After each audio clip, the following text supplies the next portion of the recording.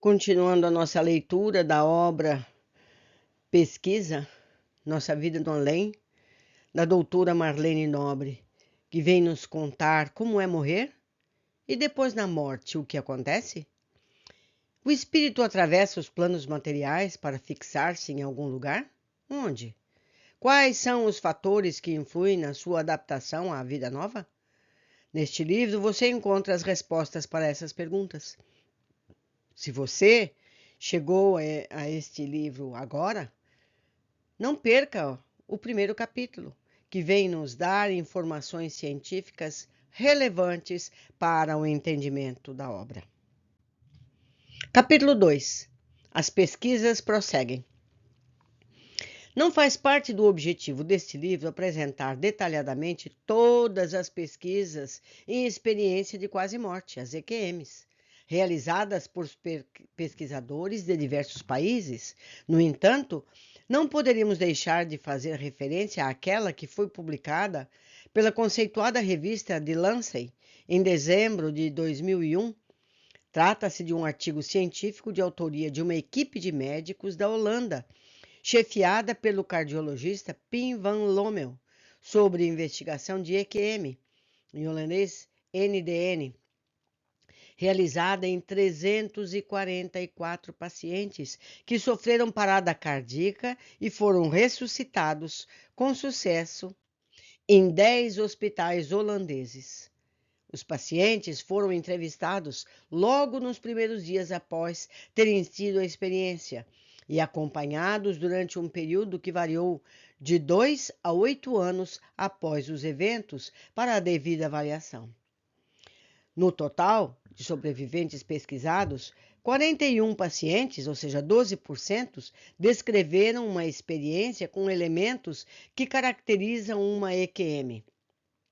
A média de idade entre 62 anos e 2 meses, de 26 a 92, sendo que 73% eram homens.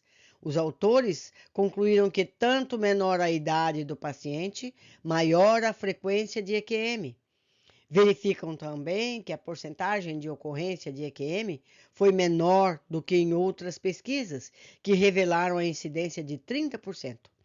Provavelmente porque a média de idade na investigação da Holanda era muito elevada.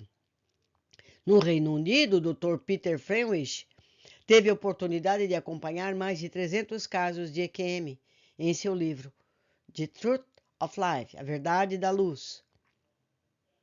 A Verdade da Luz está em português. Ele traz observações importantes a respeito delas.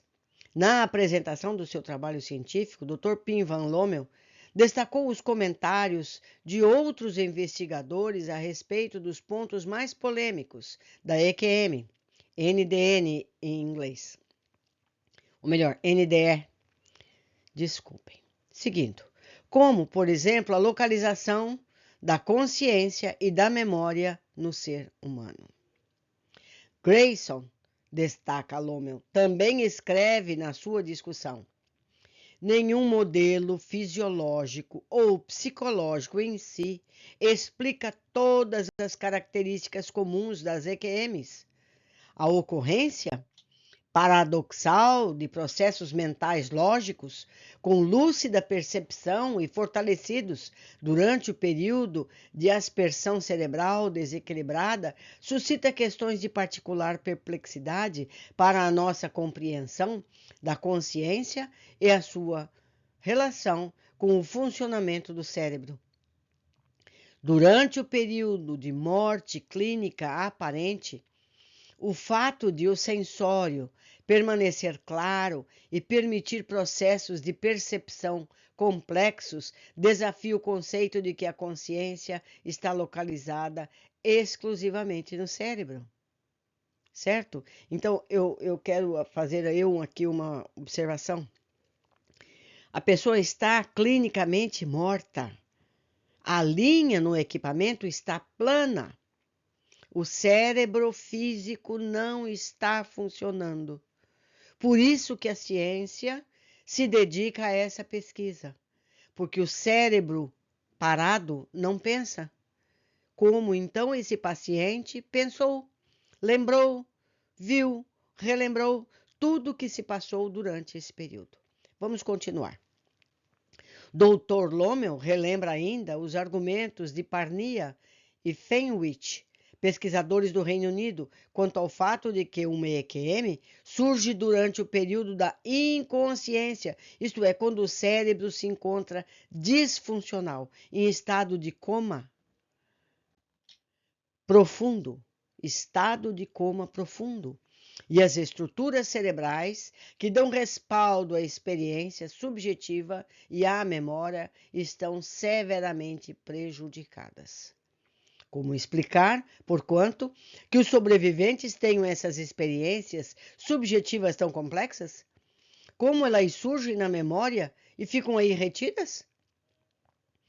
As pesquisas de EQM levam, portanto, a muitos questionamentos. Consciência e memória estariam realmente localizadas no cérebro, como querem os reducionistas materialistas, ou contribuiriam a atributos da alma e teriam no encéfalo o seu reflexo, o seu instrumento de expressão, conforme pensam os espiritualistas?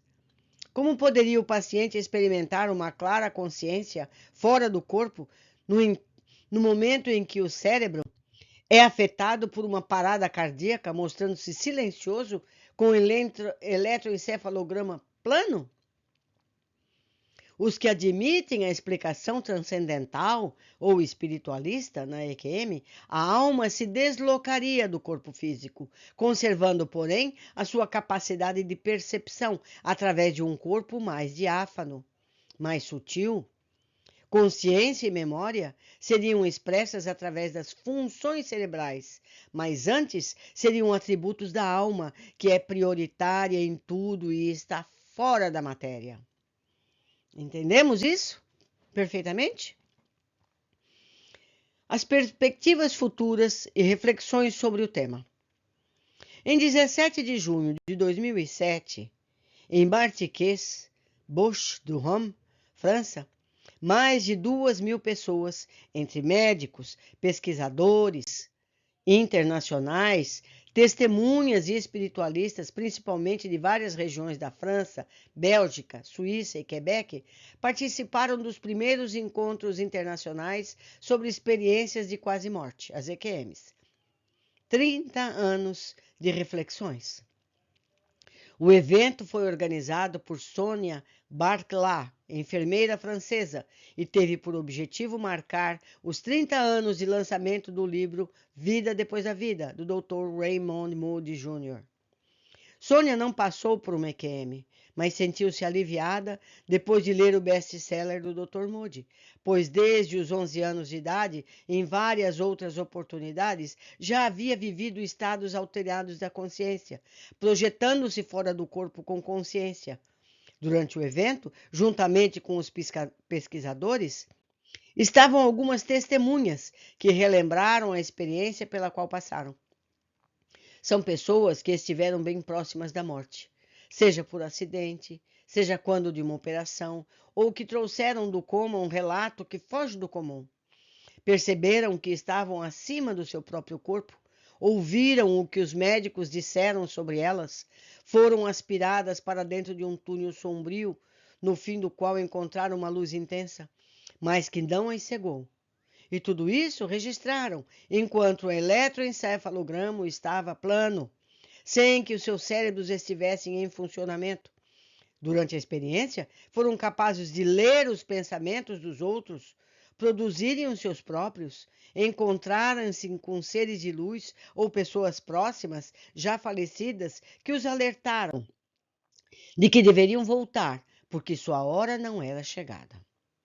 Para os especialistas em EQM, essa é uma experiência concisa, autoconsciente, como qualquer outra de natureza psicológica, geralmente vinculada a situações de ameaça à vida. A ideia do encontro era colocar em evidência a evolução do olhar científico, traçar um balanço dos conhecimentos sobre o fenômeno da maneira mais científica possível, com apresentações e troca de informações entre pesquisadores e sobreviventes que passaram por essa experiência. O encontro começou com uma lembrança histórica feita por Raymond Moody, Patrice Van Essel, Eveline Sarah Mercier e Dr. Pim Van Lommel, cujo artigo científico já resumimos. Explicou como o término de um estudo de 8 anos chegou à convicção de que as EQMs não são fruto da imaginação. Abordou o deslocamento da consciência e da memória, questão também tratada por outros médicos que se consagram a esses estudos e que estavam presentes. Sam Parnia, do Reino Unido, Sylvie Detiolas, Suíça, Jean-Jacques Charbonnier, anestesiologista francês, Jean-Pierre Jordan, responsável pela Associação Internacional de Estudo da EQM, na França. As transformações que se seguem à EQM foi outro assunto tratado pela doutora Sylvie Detiolas e doutora Maria B. Jogard, Canadá. Me perdoem sempre pela pronúncia. Assim como a EQM de surdos e cegos, o evento foi encerrado com uma reflexão sobre as linhas de pesquisa e o futuro, feita pelo Dr. Charbonnier, e uma síntese do Dr. Raymond Moody sobre o tema geral, como suplantar o luto. Segundo os oradores presentes, o evento marcou o começo de uma nova etapa para as pesquisas e a compreensão do fenômeno, não só pelo que representou, mas também por todas as aberturas que proporcionou, tendo surgido, por exemplo, a constituição de um grupo de trabalho e reflexão sobre o tema. Ao final deste capítulo, colocamos aqui um quadro com os elementos mais frequentes de uma EQM, para que possamos fazer um estudo comparativo em qualquer tempo. Mas seria possível acompanhar a trajetória da alma após a morte física? O que acontece quando uma pessoa não volta a assumir o corpo físico? Na verdade, esse é o objetivo mais específico desse livro. A seguir, valemos-nos das informações canalizadas através do médium Chico Xavier para compreender melhor o fenômeno da EQM e ampliar os conhecimentos sobre a nossa vida no além. Quais são os elementos que ocorrem na EQM? Primeiro, a sensação de estar morto.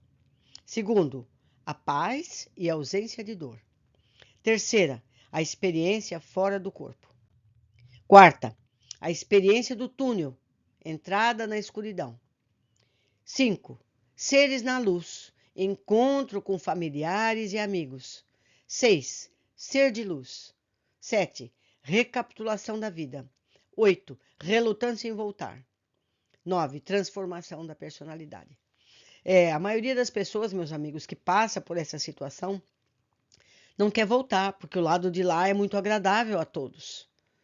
A todos aqueles que têm uma vida reta. Porque há também EQMs de pessoas que não têm a vida reta, dependentes químicos, suicidas, que vão a locais terríveis. Então, essa maravilha é para a maioria que tem uma situação normal.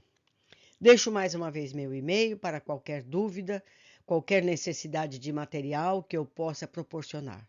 Um abraço a todos e até o nosso próximo capítulo.